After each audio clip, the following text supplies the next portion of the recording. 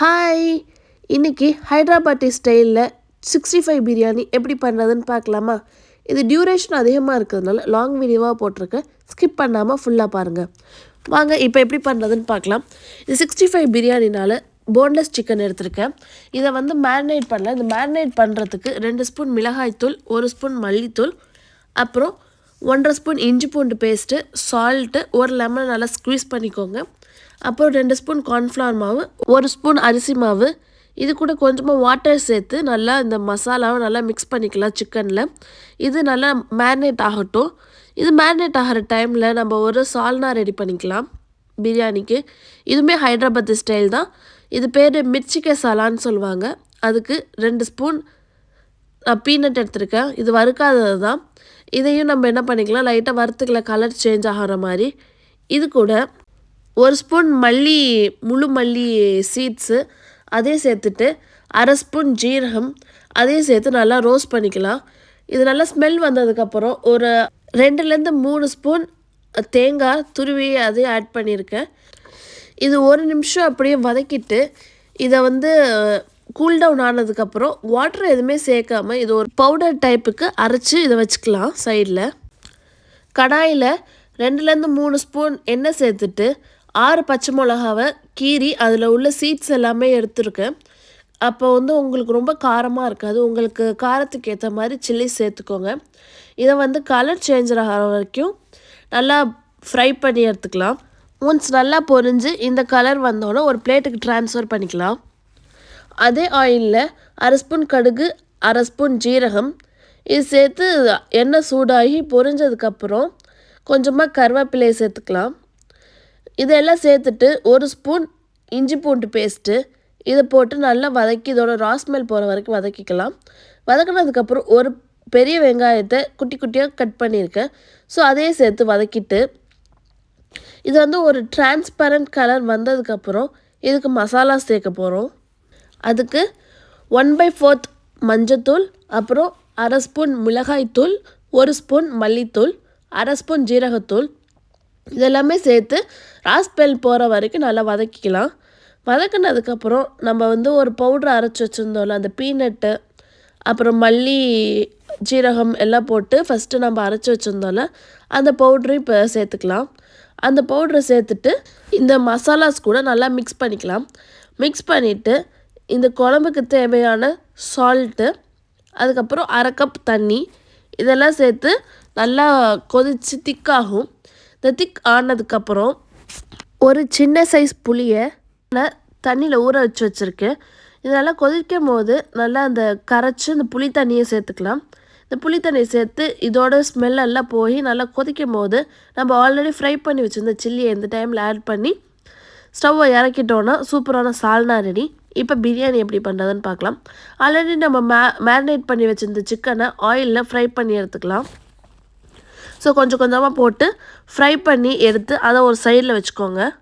அதே ஆயில்லையே ஒரு 2 பெரிய வெங்காயத்தை ஸ்லைஸ் பண்ணி சின்ன சின்னதாக ஸ்லைஸ் பண்ணி அதில் டீப் ஃப்ரை பண்ணி இந்த வெங்காயத்தையும் எடுத்துக்கலாம். கருக விடாமல் நல்லா ஈக்குவலாக பொரிஞ்சு எடுத்து வச்சுக்கலாம். இது ஃப்ரைட் ஆனியன்ஸு இது வந்து நம்ம ரைஸில் சேர்ப்போம். ஸோ இது ரொம்ப கருகுனா இதோட டேஸ்ட் வந்து கசக்கிற மாதிரி ஆகிடும். நல்லா பார்த்து ஃப்ரை பண்ணி வச்சுக்கோங்க. இப்போ 65 மசாலா ரெடி பண்ண போகிறோம் ரைஸுக்கு. அதுக்கு ஆயில் சேர்த்துட்டு கொஞ்சமாக கருவேப்பிலை அதையும் சேர்த்து வதக்கிட்டு ஒரு 5 பச்சை மிளகா, முழு பச்சை மிளகாவாக சேர்த்துருக்கேன்.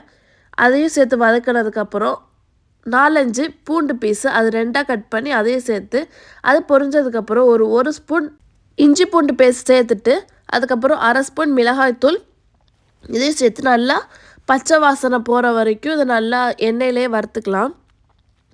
இது வறுத்ததுக்கப்புறம் 2 கப்பு தயிர் சேர்த்துக்கலாம். இது எந்த கட்டியும் இல்லாமல் நல்லா மிக்ஸ் பண்ணி இந்த மிளகாத்தூள் நம்ம போட்டிருந்த கார்லிக்கு கறி லீஃப் கூடலாம் நல்லா மிக்ஸ் ஆகிற மாதிரி இந்த தயிரை நல்லா கெட்டியாக மிக்ஸ் பண்ணி வச்சுக்கலாம். இது மிக்ஸ் பண்ணி இதுக்கு தேவையான சால்ட் ஆட் பண்ணிக்கலாம். இந்த மசாலாவுக்கு தேவையான சால்ட் ஆட் பண்ணிக்கலாம். இப்போ கொஞ்சம் வாட்டரியாக இருக்குது. கொஞ்சம் திக்கானதுக்கப்புறம் நம்ம ஆல்ரெடி ஃப்ரை பண்ணி வச்சுருந்த சிக்கனை இதில் சேர்த்து நல்லா மிக்ஸ் பண்ணி ஸ்டவ் ஆஃப் பண்ணிடலாம். ரொம்ப திக்காக இல்லாமல் ஒரு கொஞ்சமாக கிரேவி இருக்கிற மாதிரி பார்த்துக்கோங்க. அப்போ தான் ரைஸ் கூட மிக்ஸ் பண்ணும்போது நல்லா சூட் ஆகும். நல்லா மிக்ஸ் பண்ணிவிட்டு இதை ஆஃப் பண்ணிவிட்டு ஒரு சைடில் வச்சுக்கலாம். ஒரு லேயர் 65 மசாலா ரெடி. அடுத்த லேயர் பிரியாணி மசாலாவுக்கு கொஞ்சமாக ஆயில் சேர்த்து இப்போ ஹோல் ஸ்பைசஸ் சேர்த்துக்க போகிறோம். 2 பட்டை, 3 கிராம்பு, 3 ஏலக்காய். இது நல்லா பொரிஞ்ச ஸ்மெல் வந்ததுக்கப்புறம் 1 ஸ்பூன் இஞ்சி பூண்டு பேஸ்ட்டு. இதோட ரா ஸ்மெல் போகிற வரைக்கும் வதக்கினதுக்கப்புறம் கொஞ்சமாக கருவேப்பிலை, கறி லீஃபும் சேர்த்துக்கலாம். இது நல்லா பொரிஞ்சதுக்கப்புறம் இதுக்கு மசாலாவுக்கு 1 ஸ்பூன் மிளகாய்த்தூள், 1/2 ஸ்பூன் மஞ்சத்தூள் இதை சேர்த்து நல்லா ரா ஸ்மெல் போகிற வரைக்கும் வதக்கிக்கலாம். நம்ம இப்போ ஆட் பண்ண மிளகாய்த்தூள், மஞ்சத்தூள் அதோட ரா ஸ்மெல் போகிற வரைக்கும் நல்லா வதக்கிட்டு இது கூட 6 ஸ்பூன் தயிர், கெட்டி தயிர் ஆட் பண்ணியிருக்கேன். இதை நல்லா இந்த மசாலாவோட மிக்ஸ் ஆகட்டும். மசாலா கருகாமல் பார்த்துக்கோங்க. அண்ட் இந்த மசாலாவுக்கு தேவையான உப்பு சேர்த்துக்கலாம். இந்த உப்பு சேர்த்து நல்லா மிக்ஸ் பண்ணிவிட்டு இது நல்லா கொஞ்சம் பாயில் ஆனதுக்கப்புறம் நம்ம ஆல்ரெடி ஃப்ரை பண்ணி வச்சுருந்த ஆனியன்ஸ், வெங்காயத்தை அதையும் சேர்த்துக்கலாம். எல்லாமே சேர்க்க வேண்டாம். எல்லாத்தையும் சேர்க்காமல் கொஞ்சம் பாதி எடுத்து வச்சுக்கோங்க. இது லாஸ்ட்டாக ரைஸ்க்கு கார்னிஷ் பண்ணுறதுக்கு தேவைப்படும். அதில் பாதி எடுத்து இந்த மிக்சரோட சேர்த்து நல்லா பாயில் பண்ணி இதை ஸ்டவ் ஆஃப் பண்ணிடலாம். இப்போ ரைஸ் பண்ண போகிறோம். அதுக்கு வாட்டர் சேர்த்துட்டு ஸ்பைசஸ் சேர்த்துக்கலாம். பட்டை, கிராம்பு, ஏலக்காய் 2 சேர்த்துட்டு இது நல்லா தண்ணி கொதிச்சோன்னா பாஸ்மதி ரைஸ் எடுத்துக்கோங்க. பாஸ்மதி ரைஸில் செய்யுங்க, சூப்பராக இருக்கும்.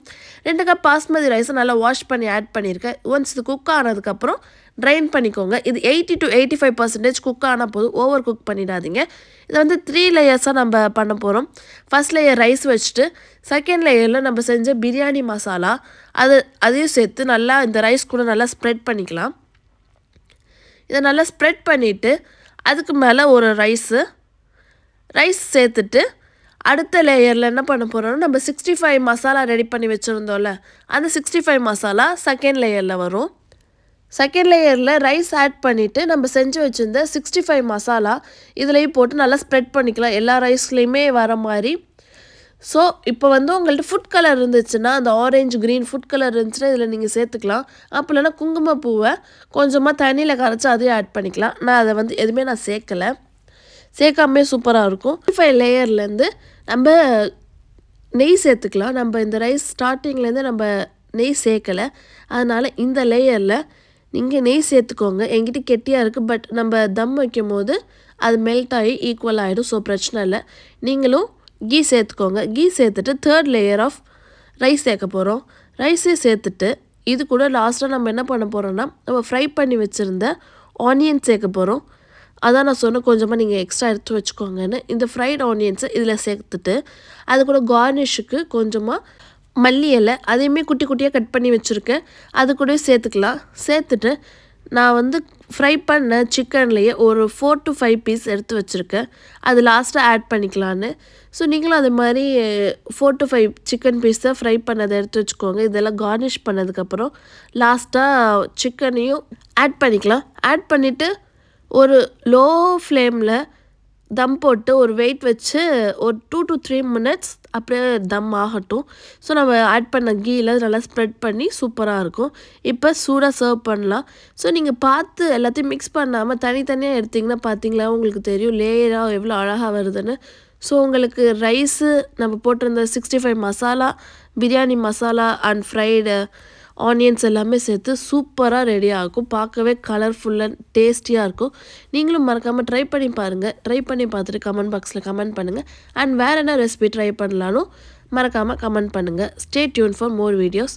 இதை வந்து நம்ம ஆல்ரெடி செஞ்சு வச்சுருந்த சாலான், மிர்ச்சிக்காய் சாலானோட அதுக்கப்புறம் கொஞ்சம் ரைத்தாவோட நான் சாப்பிட போகிறேன். நீங்களும் ட்ரை பண்ணி பார்த்துட்டு எப்படி இருந்துச்சு கமெண்ட் பாக்ஸில் கமெண்ட் பண்ணுங்கள். அண்ட் சப்ஸ்கிரைப் பண்ணிக்கோங்க. பாய்.